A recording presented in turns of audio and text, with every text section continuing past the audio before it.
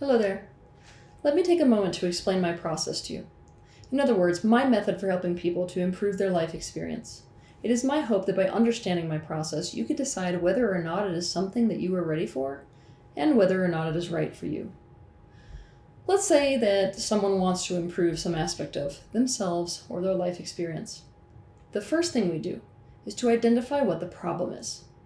We identify what is not working for them. Usually this will be something that's creating pain or suffering in their life. Sometimes it can be hard for people to identify and admit to what the problem is, even when it's causing them pain. Some people may even be in denial about it. Sometimes they attend my seminars and workshops and seek help despite saying things like, "My life's fine, I have a great life." When this is the case, I will help someone to admit to what the problem is and help them to come out of denial about it. And depending on the person, this may involve some confrontation.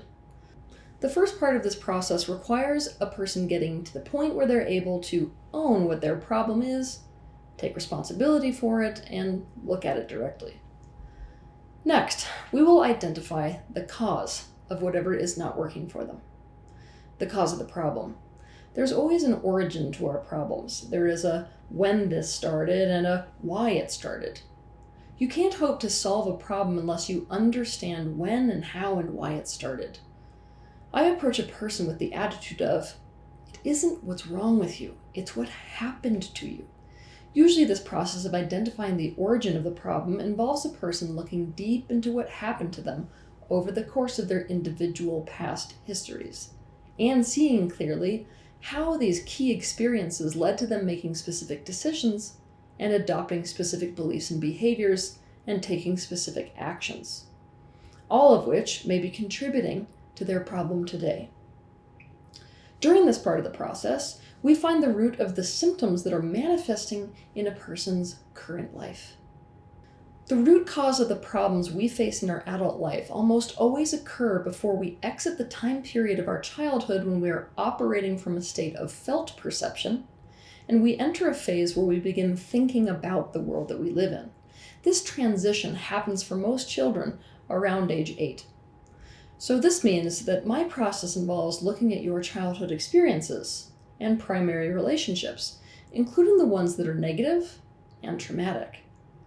If you're afraid about the danger of false or implanted memory, I want you to be aware that you do not need to worry about false memory, and you do not need to worry about implanted memory when you are engaging with my process. Memory can be extremely reliable, a veritable recording of the past.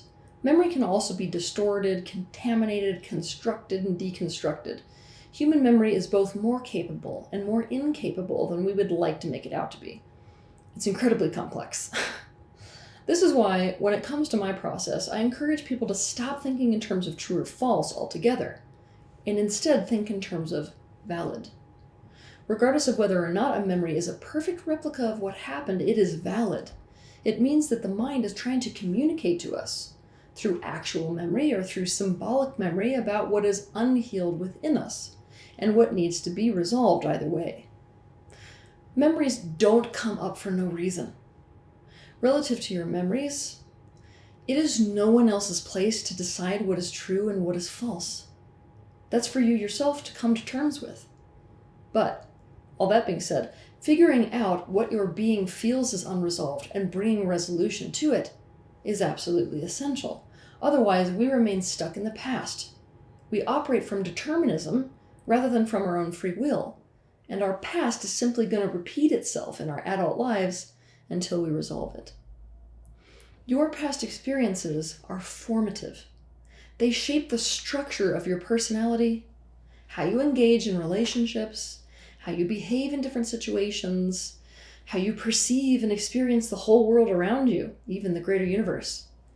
When we are in pain because something is not working for us, we have to be willing to identify it and change it, to resolve the traumas and the thoughts, words, and actions that were developed as a result of them, that are keeping us stuck. And doing that changes everything.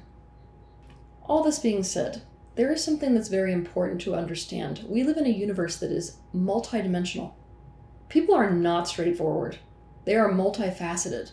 The process of identifying a root cause and a problem so as to figure out how to fix it in a universe that is multidimensional and with a person who is multifaceted means that the problem that someone may be dealing with may just be multi-layered. It may be something we need to address in a specific dimension as well. There may be several elements feeding into one problem, and these elements may need to be addressed on many different levels as well. For this reason, I use an unlimited amount of awarenesses, tools, and methods and approaches to identify and gain awareness about the root of a problem. I also use an unlimited amount of awarenesses, tools, methods, and approaches to solve that problem. This is because there is no one-size-fits-all equation to a problem. What there is trends. So that you can understand more about what I mean, one person may have a problem that's the result of transgenerational trauma. Another person might have a problem that originated when they decided to adopt a specific protector personality in response to a trauma in their childhood. Another person might have a physical ailment that's manifesting because of a specific painful relationship pattern that's currently occurring in their life. Another person might be suffering because they simply lack a certain bit of information that would change the whole way that they experience life. I think it's pretty easy to see that if I approached each of these situations and issues with the exact same tools in the exact same way, I would end up with really poor results.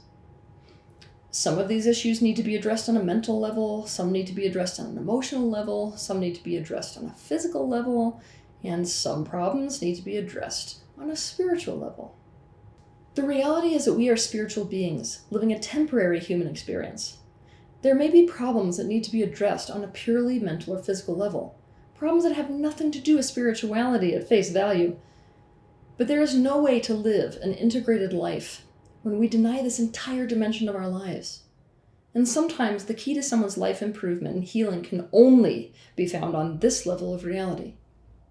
To give you a very small taste of some of these tools and methods that I may choose to help someone either gain awareness of a problem or solve a problem, I may, for example, decide that they should use the completion process, or any number of meditation techniques, or shadow work exercises, or somatic experiencing, or parts work, or breath work, or display work, or the connection process, or trauma release exercises, or core belief work, or channeling, or integration processes, or work with the subconscious patterns, or stream of consciousness exercises, or presence work, or shamanic ceremony, or therapeutic art, or journey work, or just plain discussion. I offer many of these awarenesses, tools, and methods to the public totally free through my YouTube videos and also through my books, e-courses, products, and workshops. Back to my process. Once a person identifies what the problem is, as well as that root cause, we identify what they want instead. This is like identifying point A and point B. It may sound hard to believe, but a lot of people struggle because they know what they don't want, but they don't know what it is they do want. That's like having a map, but no destination point, only a starting point. When people decide what it is that they want, there's a kind of gap between where they are now and where they want to be. I help people to close that gap. And closing this gap implies identifying what it is that is preventing them from doing so. In my line of work, we call this resistance. I work with a person to help them resolve their resistance to any part of this process of closing that gap between the current unwanted condition and their wanted state. At first, it may strike you as odd. When would anyone have resistance to what they want? The answer is anytime you've not already achieved it. If a person has not already achieved something they want, that means that there are these oppositional forces at play. To give you just one tiny example, a person may say that they want a romantic relationship more than anything, but they may have a belief that they will lose themselves in a relationship, and they may never really ever leave their house to socialize. In this case, you can see that a person's belief and actions are in resistance to what they want. That resistance must be resolved and released for this person to actually be in a romantic relationship. During this part of the process, we look at the resistance to the change and we resolve it, which is necessary to get from where they are to what they want. And doing this closes that gap between where they are and where they prefer to be via thoughts, words, and actions. My process puts people in a point of conscious choice. They can choose to not change and to instead continue on as is, keeping their point of view, their patterns, their past dynamics, and the way they do things. Or they can choose to make a change and actually make those changes. Sometimes these changes simply happen spontaneously as a result of any step in this process. Sometimes these changes require more conscious discipline. We can use our awareness to make different decisions, to change our beliefs, to see the world in a different way, to alter our behavior, and to do different things. I don't want people to engage in this process with the attitude that they have to change themselves because something is bad or wrong about them. What I'm wanting is for people to engage in this process of changing themselves and making changes to their life because doing so is self-loving. If something is causing you pain, it can be profoundly self-loving to change it. When done from this intention, changing things within yourself and in your life is something that you do for yourself instead of against yourself. And what all this means is that signing up to my process implies that you want to make a change to yourself and to your life, and that you are willing to do so. If a person does not want to become aware of what their problem is, and does not want to change themselves or make changes to their life, this work that I do is not the right choice for them to make. This process is only right for people who are willing to change themselves and who will own their choice to change themselves as being their choice. Basically, what this means is it requires you to take responsibility for what you want to change and what you are willing to change. By making these changes, a person will then be standing in an improved state, having made different choices, having seen a new perspective, and having taken different actions, thus changing themselves and their life for the better. I do want to mention something. If at any point in this process emotions come up, they are treated as valid, important, and as messengers of personal truth. So, all that being said, now that you have a better idea of my process, let me add a few things. My process is a very deep healing process. It is not a process to simply make you feel good. Ultimately, we all want to feel good. But if you value feeling good above everything else, you will struggle with my process. The reason is sometimes to get to a place of improvement, you have to face and to do some pretty hard things. For example, let's imagine that two people, they married each other out of obligation, and their current life is miserable because of their relationship. A person may be able to come in and teach them the tapping technique to sedate their reactivity to one another. Or a therapist may be able to make them feel a little better by having them practice 4 positives for every 1 negative. These techniques are pain-relieving techniques. They're a bit like Novocaine. But there is a big difference between pain relief and actual healing. For actual healing to occur, they would have to first look at the truth that they married each other out of obligation, and that the marriage is what's making them unhappy. Doing this is both scary and painful. Then they would have to go through this process of deciding what to do about their relationship. Now, let's assume that during this process, they decided to evolve their relationship into something else other than a marriage. There are several elements of their life that would have to change and that they would have to face. For example, they might have to face things like dividing up assets, or dealing with other people's opinions and projections, or stepping out into a different life, etc., etc. So that one day they can officially say that they love their life so much more than they did before. Sometimes my process feels really good to do, but sometimes it's a hard and incredibly uncomfortable journey to genuine improvement. Another thing is, most people are smart enough to be able to change the things they see are not working for them. When people can't seem to get improvement, it's because there is something that they don't see and don't know. There's something that is subconscious. My process requires you to venture into the realm of the subconscious, deep into what you don't know that you don't know. Because of this, you will be challenged to consider things that you don't resonate with. So you can understand what I mean. For something to resonate with you, it must be something that you are already somewhat conscious of. So let's look at what somebody may not know that they don't know. Let's imagine a woman that has deeply suppressed anger. Everyone else in her life can see that she's an angry person, but if I walk in and say, "You're really angry," she's likely to look at me in the face and say, "No, I'm sorry, that just doesn't resonate with me. I'm not an angry person." And in this moment, she will feel like she's holding on to a sense of self, a sense of autonomy and personal truth, by asserting that she's not angry. But by doing so, she doesn't realize that she's forfeiting the opportunity to heal and to get what she wants.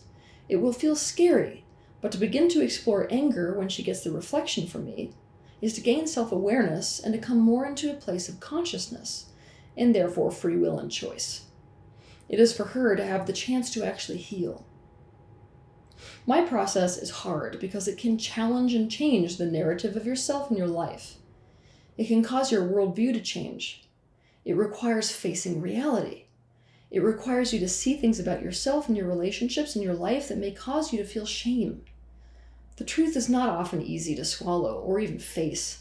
It causes you to see all the ways your current life has been built on inauthenticity. It implies changing yourself and your life, which, let's face it, is something that people naturally have a resistance to. The reality is that everyone would benefit by this work, but that does not mean that everyone wants it. In fact, if you are not really wanting this kind of process I have described, engaging in it can feel traumatizing to you. If you're one of those people who does not really want this kind of process, just keep in your list of options and try out other options instead. If you are somebody who is afraid of having your thoughts changed or challenged, this is definitely not the right work for you.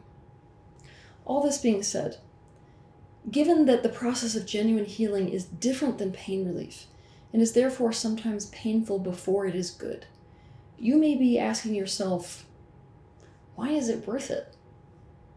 It's worth it because it will free you. It will make it so you're not stuck anymore. It will give you tons of awareness and knowledge, which will not only put you on track, but it's awareness and knowledge that you can carry with you for the rest of your life. It will restore you to a state of congruence and wholeness. It will relieve you of that heavy weight of your past traumas. It will cause you to make changes so that your life is actually one you want to live, rather than one you need to develop coping skills to deal with. It will fill your life with meaning and cause you to live a life that is both real and in alignment with your values. It will line you up with the kinds of relationships you have always wanted to have in your life. It will cause you to create a life that is authentic to you. It will get you what you truly want in life, and so much more. If you liked this video, be sure to hit the like button, subscribe to my channel, and consider sharing this video with your friends. You can also click on the bell icon to be notified of the next time that I post a video. I want to thank you personally for the bravery that you have to step into awareness. I'll see you in the next video.